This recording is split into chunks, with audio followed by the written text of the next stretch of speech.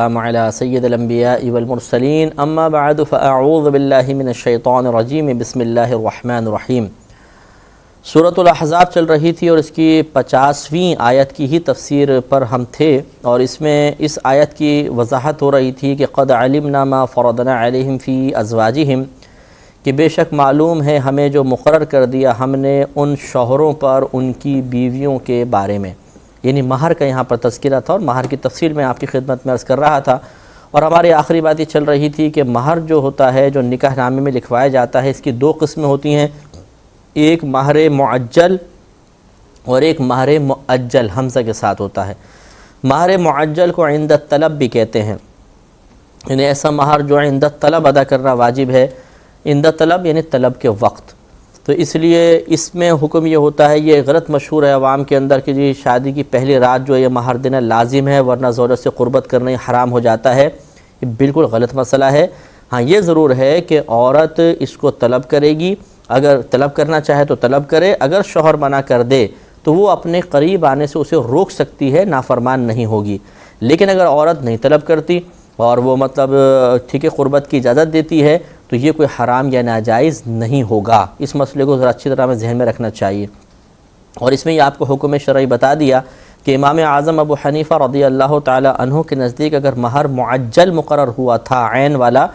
عند طلب والا، اور تو اس میں عورت کو یہ اختیار ہوتا ہے کہ اگر شوہر نے اس کو ابھی تک ادا نہیں کیا تو زندگی میں جب کبھی چاہے یہ عورت اسے قریب آنے سے روک سکتی ہے اور اپنے مہر کا مطالبہ کر سکتی ہے، وہ نافرمان نہیں کہلائے گی۔ دوسرا ہے مہر مؤجل، اس کے بارے میں آپ کو بتایا تھا، اس کو میعادی مہر کہتے ہیں۔ اس میں یا تو کوئی مدت مقرر کر لی جاتی ہے کہ جی 10 سال بعد دینا ہوگا، 20 سال بعد دینا ہوگا، 30 سال بعد دینا ہوگا۔ لیکن اگر کوئی مدت مقرر نہ ہو لیکن لکھوایا مؤجل ہی ہے تو اس کی مدت پھر ان کی زندگی یا رشتہ نکاح ہوتا ہے کہ جب تک ان کی زندگی قائم ہے اس کو طلب نہیں کریں گے، جب رشتہ یعنی نکاح یہ زندگی ختم ہو جائے گی کسی ایک کی تو ہوگا۔ مثلا شوہر فوت ہو گیا تو اس کے ترکے میں سے زوجہ کو یہ مہر دلوایا جائے گا، یا زوجہ کا انتقال ہو گیا تو چونکہ عورت کی وراثت تقسیم ہونی ہے تو پہلے شوہر کو حکم دیا جائے گا کہ جو مہر آپ پر لازم ہے وہ عورت کے مال کے ساتھ ملائیے اور پھر عورت کا ترکہ تقسیم کیجئے۔ تو یا تو ان کی زندگی کسی ایک کی زندگی کے اختتام پر یہ مہر دینا لازم ہو جاتا ہے، اور یا تعلق ازدواج جو تھا، ازدواجی تعلق تھا، یہ ختم ہو جائے تو پھر یہ لازم ہوتا ہے۔ مثلا شوہر نے طلاق دے دی تو کہا جائے گا بھی اب عورت کا آپ مہر ادا کریں، یا عورت نے خلع لے لیا تو اس میں یہ ہو سکتا ہے کہ وہ کہہ دے کہ ٹھیک ہے میں مہر نہیں لیتی ہوں، مجھے چھوڑ دو تم، تو یہ خلع ہو سکتا ہے۔ یعنی اس وقت بھی اگر وہ مہر کا معاملہ نہ ہو بلکہ اور کسی مقدار پر رقم پر شوہر راضی ہو جائے خلع دینے پر تو بہرحال مہر شوہر پر لازم ہو جائے گا۔ تو یہ یعنی مہر مؤجل جو ہوتا ہے یا تو اس کی مدت مقرر کی جاتی ہے، اگر مدت مقرر نہیں کی آپ نے تو خود بخود اس کی مدت مقرر ہے، وہ دونوں کی زندگی ہے یا پھر تعلق شادی کا تعلق کا قیام ہے، یہ اس کی ایک مدت ہوتی ہے۔ جب زندگی کا تعلق ختم ہوگا یا رشتے کا تعلق ختم ہو جائے گا تو یہ مہر کی ادائیگی لازم ہو جاتی ہے۔ تو اس پہلے حصے میں کہ قد علمنا ما فرضنا علیہم فی ازواجہم، تو شوہروں کے بارے میں جو بیویوں کے بارے میں شوہروں پر لازم کیا گیا وہ مہر کا ہے، اور وما ملکت ایمانہم، اور یہ بھی اللہ تعالیٰ نے فرمایا ہمیں معلوم ہے جو ہم نے مقرر کیا لونڈیوں کے بارے میں، تو یہاں نان نفقہ مراد ہوگا کیونکہ لونڈیاں جو ہیں ان کے حق میں مہر نہیں ہوتا ہے۔ اور یہ پہلے بتا دیا لِكَيْ لَا يَكُونَ عَلَيْكَ حَرَجْ، تاکہ اے حبیب کریم صلی اللہ علیہ وسلم آپ پر کوئی تنگی نہ رہے۔ یہ چونکہ پچھلے تمام آپ پروگرام دیکھ ہی رہے ہوں گے کہ اس میں مختلف عورتوں کا تذکرہ ہے کہ آپ فلاں سے فلانا سے فلانا سے آپ نکاح کر سکتے ہیں، تو اس کے بارے میں اللہ تعالیٰ بیان فرما رہا ہے کہ تمام احکام اس لیے بیان کیے تاکہ آپ کو کسی قسم کی تنگی اور حرج محسوس نہ ہو اور آپ پہ کوئی طعنہ زنی نہ کر سکے۔ وَكَانَ اللَّهُ غَفُورًا رَحِيمًا، اور اللہ تبارک و تعالیٰ بہت بخشنے والا مہربان ہے۔ پھر آگے مزید نبی کریم صلی اللہ علیہ وسلم کے اختیارات کا تذکرہ کیا گیا کہ ترجی من تشاء منہن، اے حبیب کریم صلی اللہ علیہ وسلم ان عورتوں میں سے جسے آپ چاہیں انہیں پیچھے کر دیجئے، وَتُؤْوِي إِلَيْكَ مَن تَشَاءُ، اور اپنے پاس جگہ دیجئے جسے آپ چاہیں۔ تو یا تو اس سے مراد یہ ہے کہ جس کو چاہیں نکاح میں باقی رکھیں، جس کو چاہیں طلاق دے کے آپ جدا کر دیجئے، آپ کو مکمل اختیار ہے۔ اور یا پھر اس کا مطلب یہ ہے کہ جب ایک سے زیادہ بیویاں ہوتی ہیں تو بیویوں میں باری مقرر کرنا شوہروں پر واجب ہوتا ہے کہ مثلا ایک دن یہاں گزاریں، ایک دن اس کے پاس گزاریں، پھر نفقے کے اندر کچھ اس کی مطلب عدل و انصاف کا جو حکم ہوتا ہے، تفصیل بہت لمبی ہے انشاءاللہ، پھر کبھی کسی آیت کے تحت آپ کو عرض کریں گے۔ لیکن یہاں پر نبی کریم سے یہ عام آدمی کا حکم ہے، نبی کریم صلی اللہ علیہ وسلم کو مکمل طور پہ اختیار دیا گیا تھا کہ جس عورت کو بیوی کو چاہیں آپ اسے دور رکھیں، جس کو چاہیں قریب کر لیں، یعنی آپ پر باری لازم نہیں ہے، آپ جس طرح چاہیں اپنی ازواج کے پاس جا سکتے ہیں۔ تو اس لیے یہ نبی کریم صلی اللہ علیہ وسلم کے خصائص میں سے ہے کہ آپ کو اس کی مکمل طور پہ اجازت دی گئی تھی کہ آپ پر اور اپنی ازواج کی باریاں مقرر کرنا لازم نہیں تھا۔ لیکن اس کے باوجود ہمارے نبی کریم صلی اللہ علیہ وسلم ازواج میں بہت عدل و انصاف سے کام لیتے تھے، اور اس اختیار کو حاصل کرنے کے باوجود کبھی بھی کوئی یہ ثابت نہیں کر سکتا کہ آپ نے کوئی بے انصافی فرمائی تھی۔ آگے ارشاد فرمایا کہ وَمَنِ ابْتَغَيْتَ مِمَّنْ عَزَلْتَ فَلَا جُنَاحَ عَلَيْكَ، اور اے حبیب کریم صلی اللہ علیہ وسلم اگر ان عورتوں میں سے جس کو آپ نے ایک کنارے پر کر دیا ہے، اگر آپ کا کبھی دوبارہ دل چاہے، یعنی ان کے قریب ہونے کو دل چاہے، تو اس میں بھی آپ پر کچھ گناہ نہیں ہے۔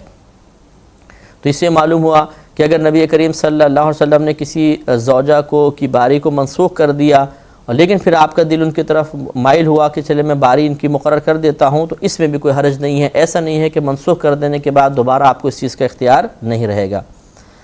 ذَلِكَ أَدْنَىٰ أَن تَقَرَّ أَعْيُنُهُنَّ، یہ اس سے زیادہ نزدیک ہے کہ ان ازواج کی آنکھیں ٹھنڈی ہوں، کیونکہ جب آپ نے کسی کو پیچھے کیا دوبارہ قریب کریں گے تو خوش ہوں گی، اس لیے ان ازواج کے لیے حکم بیان کیا گیا۔ وَلَا يَحْزَنَّ، اور وہ عورتیں غم نہ کریں، وَيَرْضَيْنَ بِمَا آتَيْتَهُنَّ كُلُّهُنَّ، اور آپ انہیں جو کچھ بھی عطا کریں وہ سب کے سب اس پر راضی رہیں۔ تو یہ خصوصی طور پر ان گویا کہ ازواج مطہرات پر کرم نوازی فرماتے ہوئے آپ کو مزید اختیارات میں وسعت دی گئی تاکہ ان عورتوں کی آنکھیں ٹھنڈی ہوں، انہیں غم محسوس نہ ہو، اور جو کچھ آپ باری وارہ مقرر کر رہے ہیں، ان کو دیگر تحائف اور انعامات دے رہے ہیں، اس پر وہ دل سے سب کے سب راضی رہیں۔ مزید آگے ارشاد فرمایا کہ وَاللَّهُ يَعْلَمُ مَا فِي قُلُوبِكُمْ، اور اللہ تبارک و تعالی جانتا ہے جو کچھ تمہارے دلوں میں ہے۔ وَكَانَ اللَّهُ عَلِيمًا حَكِيمًا، اور اللہ تبارک و تعالی علم والا، حکمت و حلیم ہے۔ حلیم کا مطلب ہوتا ہے کہ جو بردبار ہو، جلد بازی نہ کرنے والا، بہت غور و تفکر کر کے سوچ سمجھ کر فیصلہ کرنے والا۔ تو بہرحال اللہ تبارک و تعالیٰ تو سوچ سے پاک ہے کہ وہ اس کو غور و تفکر کی حاجت نہیں ہے، وہ تو بس ارادہ فرماتا ہے اور چیز معرض وجود میں آ جاتی ہے، اور کبھی بھی ایسا نہیں ہوتا کہ معاذ اللہ اس میں کوئی غلطی اور نقص ہو۔ یہ غور و تفکر ہمارے لیے ہوتا ہے، لیکن بہرحال حلیم کا معنی یہ ہوتا ہے، حلیم کہتے ہیں بردبار کو۔ آگے ارشاد فرمایا کہ لا یحل لک النساء من بعد، اے حبیب کریم صلی اللہ علیہ وسلم نہیں حلال ہیں آپ کے لیے عورتیں اس کے بعد۔ یہ آپ نے پیچھے جو ہم نے 22ویں سپارے کے شروع میں آپ کو یاد ہوگا، اس سے 21ویں سپارے کا اینڈ تھا، 22ویں سپارے کا آغاز تھا، کہ جس میں ازواج مطہرات نے نبی کریم صلی اللہ علیہ وسلم سے نان نفقے کا مطالبہ کیا تھا، جی ہمیں کچھ اضافہ کر دیجئے۔ تو اللہ تبارک و تعالی نے ان نبی کریم کو فرمایا تھا کہ آپ ان عورتوں کو اختیار دے دیں کہ چاہو تو دنیا اختیار کر لو اور چاہو تو نبی کو اختیار کرو، اور اگر جو آپ سے پھر دور ہونا چاہیں ان کو چھوڑ دیجئے، جو قریب رہنا چاہیں ان کے لیے اجر عظیم ہے۔ تو نبی کریم صلی اللہ علیہ وسلم نے یہی آیات پھر ازواج مطہرات کے سامنے بیان کی، تو سب کے سب نے یہی فیصلہ کیا کہ نہیں، ہم کبھی بھی دنیا کو آخرت پر ترجیح نہیں دیں گے بلکہ آپ کے ساتھ رہیں گے۔ تو چونکہ ان عورتوں نے قربانی دی تھی، نبی کریم صلی اللہ علیہ وسلم کے لیے اپنے آپ کو مقید کر لیا تھا، تو ان کے اس اقدام کو سراہتے ہوئے اللہ تعالیٰ نے ان کے شرف میں یہاں پر اضافہ فرمایا، اور نبی کریم سے ارشاد فرمایا کہ لا یحل لک النساء من بعد، کہ اے حبیب کریم صلی اللہ علیہ وسلم ان آپ کی ازواج کی اس قربانی کے بعد آپ کے لیے کوئی عورت حلال نہیں ہوں گی۔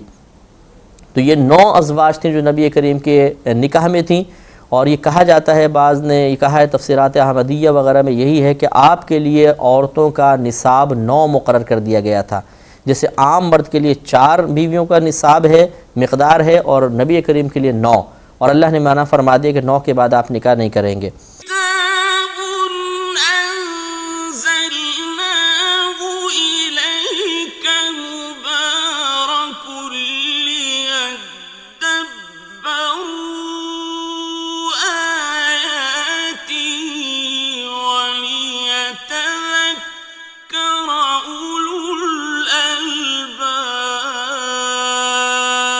ولا ان تبدل بہن من ازواج، اور نہ یہ کہ ان کے بدلے میں اور کوئی بیویاں لے لو، یعنی ان کو طلاق دے کے کسی اور عورت سے نکاح کر لو، یہ آپ کو اجازت نہیں ہوگی۔ ولو اعجبک حسنہن، اگرچہ آپ کو ان کا حسن پسند آئے، یعنی کسی عورت کا حسن آپ کو اچھا لگے، بالفرض کوئی خصوصیت اچھی لگے، اس کے باوجود ان عورتوں کے شرف حاصل ہو گیا کہ آپ ان کے علاوہ عورت سے نکاح نہیں کریں گے، نہ ان کے بدلے میں کسی عورت کو لائیں گے۔ ہاں الا ما ملکت یمینک، مگر جو لونڈیاں ہوں، جیسے ماریہ قبطیہ رضی اللہ تعالی عنہا، یہ ایک لونڈی تھیں جو نبی کریم صلی اللہ علیہ وسلم کی عقد میں تشریف لائی تھی، اور ان سے حضرت ابراہیم رضی اللہ تعالیٰ عنہ نبی کریم کے فرزند ارجمند پیدا ہوئے تھے، جو بہرحال بچپنے میں انتقال کر گئے تھے۔ تو اس آیت سے بظاہر یہ معلوم ہوتا ہے کہ 9 ازواج کے علاوہ 10ویں سے نبی کریم صلی اللہ علیہ وسلم کو نکاح کی اجازت نہیں تھی، اور ایسا بھی اجازت نہیں تھی کہ ان میں سے کسی کو طلاق دے کے کسی اور عورت سے آپ نکاح کر لیں۔ لیکن سیدہ عائشہ صدیقہ رضی اللہ تعالی عنہا کی ایک روایت ہے کہ آپ نے ارشاد فرمایا کہ یہ پہلے نبی کریم کے لیے یہی حکم تھا، اور آخری عمر میں جا کے یہ منسوخ ہو گیا تھا، اور آپ کو اجازت دے دی گئی تھی کہ آپ جتنی عورتوں سے چاہے نکاح کریں۔ اس صورت میں پھر یہ مفسرین نے اور فقہاء نے ارشاد فرمایا کہ جو پیچھے یہ آیت تھی کہ یا ایھا النبی انا احللنا لک ازواجک، کہ اے نبی بے شک ہم نے حلال کیا آپ کے لیے آپ کی بیویوں کو، اللاتی آتیت اجورہن، وہ بیویاں جنہیں آپ نے ان کا مہر دیا ہو۔ تو اس میں چونکہ کوئی تعداد مقرر نہیں، تو پھر انہوں نے کہا کہ گویا کہ پھر بعد میں یہ آیت سے استدلال کرتے ہوئے کہا کہ گویا کہ آگے والی آیت اس والی آیت کے حکم سے منسوخ ہو گئی ہے، اور نبی کریم صلی اللہ علیہ وسلم کو 9 سے زیادہ ازواج سے بھی نکاح کی اجازت دے دی گئی تھی۔ وَكَانَ اللَّهُ عَلَى كُلِّ شَيْءٍ رَقِيبًا، اور اللہ تبارک و تعالی ہر چیز پر نگہبان ہے۔ تو اللہ تعالیٰ کی عادت کریمہ آپ ملاحظہ فرما رہے ہیں کہ ہر حکم کو یا بہت ساری تفصیل کو بیان کرنے کے بعد اللہ تبارک و تعالیٰ آخر میں اپنی ایک صفت کا تذکرہ فرماتا ہے، جس سے یہ اشارہ ملتا ہے کہ اللہ تبارک و تعالیٰ یہ اس بات کو پسند فرماتا ہے کہ ہم بار بار اللہ تعالیٰ کی صفات پر غور کریں، تاکہ اس کی عظمت ہمارے دل میں بیٹھتی چلی جائے، اور اس کی ان صفات سے اس کی ذات کی عظمت کا ہمیں اندازہ ہو، اور ہم شکر ادا کریں کہ ہم نے ایسی ذات پاک کو اپنا معبود تصور کیا ہوا ہے، معبود مانا ہوا ہے، اسے عبادت کے لائق تصور کیا ہوا ہے، اور جو نہیں مانتا ہے وہ احساس بیدار کرے کہ ایسی ہی ذات کو اپنا معبود بناؤں کہ جو اتنی ساری صفات کی حامل ہے۔ تو لہذا اس لیے اللہ تعالیٰ نے بار بار یہ اپنی صفات کو مختلف انداز سے بیان فرمایا۔ اب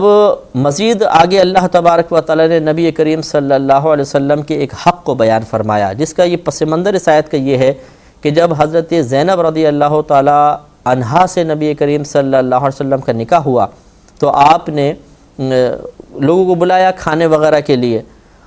تو بہت سارے لوگ آئے، کھانا کھا کے جماعتیں آتی جاتی جاتی آتے جاتی جاتی۔ نبی کریم صلی اللہ علیہ وسلم چاہ رہے تھے حجرے میں آرام فرمانا، لیکن 3 اشخاص ایسے تھے کہ جو کھانا وغیرہ کھانے کے بعد وہیں باتیں کرنے بیٹھ گئے۔ نبی کریم تشریف لائے، تب بھی وہ بیٹھے ہوئے، آپ چلے گئے، پھر دوبارہ آئے، پھر وہ بیٹھے رہے، باتیں کرتے رہے، آپ چلے گئے۔ اس طرح کئی مرتبہ ہوا، جس سے نبی کریم صلی اللہ علیہ وسلم کو اذیت ہوئی۔ آپ کسی اور ازواج کے پاس چلے گئے، وہاں سے فارغ ہو کے جب واپس تشریف لائے، پھر وہ بیٹھے ہوئے تھے۔ تو چونکہ اس کی وجہ سے نبی کریم صلی اللہ علیہ وسلم کو ملال پیدا ہوا آپ کے قلب انور میں، تو اللہ تبارک و تعالیٰ نے یہ حکم نازل فرمایا اور نبی کے ایک حق کی طرف اشارہ کر دیا۔ لیکن نبی کریم صلی اللہ علیہ وسلم کے اخلاق کریمانہ تھے کہ آپ نے انہیں ٹوکا نہیں، ڈانٹا ڈپٹا نہیں کہ بھئی تم کیا کر رہے ہو۔ یہ نبی کریم کی حکمت تھی کہ آپ ضبط فرماتے تھے تاکہ ایک اچھی مثال قائم ہو جائے اور لوگ آگے اس کو اپنے لیے عملی نمونہ بنا لیں۔ اور اللہ تبارک و تعالیٰ کی عادت کریمہ تھی کہ اپنے حبیب کریم صلی اللہ، اور مطلب تھی سے مراد ہم ان آیات کو چونکہ اس پہ دلیل بنا رہے ہیں، اس لیے میں ماضی کی بات عرض کر رہا ہوں، ورنہ تو اللہ تعالیٰ اپنے حبیب کی ہمہ وقت اور ہمیشہ دل جوئی کو پسند اور محبوب فرماتا ہے کہ اللہ تعالیٰ کی عادت کریمہ تھی کہ جب بھی نبی کریم صلی اللہ علیہ وسلم قلب انور رنجیدہ ہوتا، آپ کو کوئی چیز اذیت پہنچاتی، تو اللہ تعالیٰ ایک آیت نازل فرماتا، کوئی حکم نازل فرماتا، جس سے لوگوں کو احساس ہو جاتا کہ آئندہ ہمیں یہ غلطی نہیں کرنی ہے۔ لہذا دیکھیں اللہ تعالیٰ نے ارشاد فرمایا کہ یا ایھا الذین آمنو، اے ایمان والو، لا تدخلوا بیوت النبی، تم نہ داخل ہو نبی کے گھروں میں، الا مگر ان یؤذن لکم الی طعام غیر ناظرین اناہ، مگر جب تک تم اجازت نہ پاؤ۔ اگر تمہیں اجازت دے دی جائے تو ٹھیک ہے بیٹھو، ورنہ پھر نبی کریم کے گھر کی طرف اس میں گھروں میں داخل نہ ہو۔ مثلا یہ فرمایا کہ الی طعام غیر ناظرین اناہ، مثلا کھانے کے لیے تم بلائے جاؤ تو پھر ٹھیک ہے تم آ جاؤ، نہ یوں کہ خود اس کے پکنے کا راستہ دیکھو، یعنی آ کر بیٹھ جاؤ بغیر اجازت اور پھر کہ چلو بھی ہمیں بھی کھانا مل جائے گا، تو یہ غلط ہے۔ تو اس سے ایک مسئلہ تو یہ معلوم ہوا کہ ہاں نبی کریم اذن دیں تو آ کے بیٹھو، اور جب یہ اذن ختم ہو جائے تو فوراً فارغ ہو کے چلے جاؤ۔ دوسری بات یہ کہ بغیر بلائے نہ آؤ، نبی کریم اجازت دیں تو پھر آ کے بیٹھو، ورنہ پھر وہاں پر نہ آؤ۔ اس سے یہ مسئلہ بھی معلوم ہوا عام شخص کے لیے بھی کہ جیسے بعض لوگ شادی بیاہ ہوتے ہیں، شادی ہال میں سنا ہے مطلب اچھے اچھے کپڑے پہنے، بیوی بچوں کو بھی اچھا کپڑا پہنایا اور کسی بھی شادی ہال میں گھس گئے تو پتہ ہی نہیں چلتا، وہ سمجھتے ہیں وہ دلہن والے سمجھتے ہیں دلہا والوں کی طرف سے ہیں، دلہا والے سمجھتے ہیں دلہن والوں کی طرف سے ہیں، اور اس طرح ٹھیک ٹھاک وہ روزانہ کھانا پینا ہو جاتا ہے سیزن کے اندر خاص طور پر۔ تو یہ غلط حرکت ہے۔ نبی کریم صلی اللہ علیہ وسلم کا فرمان ہے کہ جو کسی دعوت میں بغیر بلائے گھسا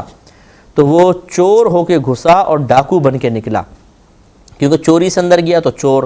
اور ڈاکو سے کہتے ہیں جو اعلانیہ طور پہ سامنے سے مال چرا کے نکل جائے، مال چھین کے نکل جائے، تو یہ اعلانیہ طور پہ کھا کے چکے نکلتا ہے تو گویا کہ ڈاکو بن کے نکلا، تو یہ بری چیز ہے۔ نبی کریم نے اس کی مذمت فرمائی، اس لیے بن بلائے مہمان نہیں بننا چاہیے، یعنی بغیر اجازت نہیں بننا چاہیے۔ بن بلائے سے مراد کسی گھر پہ آپ اچانک چلے گئے الگ مسئلہ ہے، اس میں بھی اچھا اصول یہ ہوتا ہے کہ آپ پہلے فون وغیرہ کر کے سامنے والے کو سوچنے کا، سمجھنے کا، تیاری کا موقع دیں پھر جائیے۔ اور اگر آپ کسی ایسے مقام پہ جو آپ نہیں جانتے، کسی کی دعوت آپ کو دعوت بھی نہیں دی گئی، تو ہرگز بغیر بلائے کسی کی دعوت میں چپکے سے نہیں جانا چاہیے۔ اس پہ تھوڑا سا ایک دو حکم اور ہے انشاءاللہ میں عرض کروں گا، لیکن اگلے پروگرام میں۔ وآخر دعوانا ان الحمد للہ۔